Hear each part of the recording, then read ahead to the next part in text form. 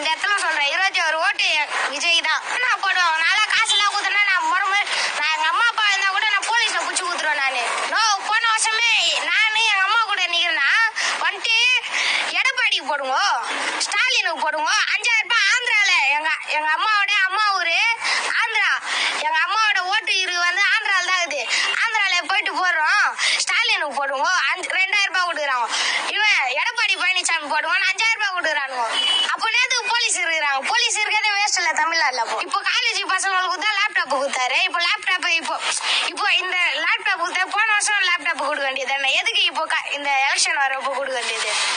இப்போ அவருக்கு ஓட்டு பண்ணணும் தானே கொடுக்குறாரு. இப்போ இது எலெக்ஷன் வரும்போது இப்போ லேடிஸ்க்கு தனியா ஆட்டோ விட்டாரு. அது எதுக்கு? போன வருஷமே விட்டுருலால. அவர் 5 வருஷமா இருக்கிறாரு. 5 வருஷத்துல விட வேண்டியது தானே? எதுக்கு இந்த எலெக்ஷன் வரப்போ விடுறாரு? இதுலயே தெரியுதுன்னா அவருக்கு ஓட்டு போடணும்ட்டு தான் அவரு குத்தாருன்னா இவர் நம்மளுக்கு இது செய்யறாரு, இவரு ஓட்டு பண்ணு மக்கள் பிரெயின் வாஷ் பண்றாரு அவரு. இப்போ எங்க குத்தா வேசார்பாட்டுல கூட தான் இங்க தண்ணி நிக்குது. வந்து மறுநாள் 2 நாள் 4 நாள் ஆகுது. அந்த தண்ணி மழை தண்ணி நிக்குது. அப்புறமேட்டு எல்லா சின்ன பசங்க எல்லாம் போயிட்டு குளிக்கிறானுங்க, ஜுரத்துல பத்துக்கிறானுங்க தேவையில்லாத போயிட்டு குளிச்சுட்டு.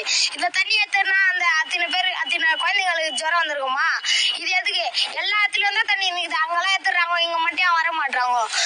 நாங்கன்னா அவங்க கலீஜா நாங்கன்னா இங்க வேசார்பாட்டுல இருக்கிறவங்கன்னா. அப்புறமேட்டு ஃபுல்லா கஞ்சா ஆச்சுன்னு எல்லாம் இருக்கிறாங்க. இதெல்லாம் வந்து கவனிக்கிறாங்களா? எதுவுமே கவனிக்க மாட்டாங்க. இப்போ இங்க முல்லை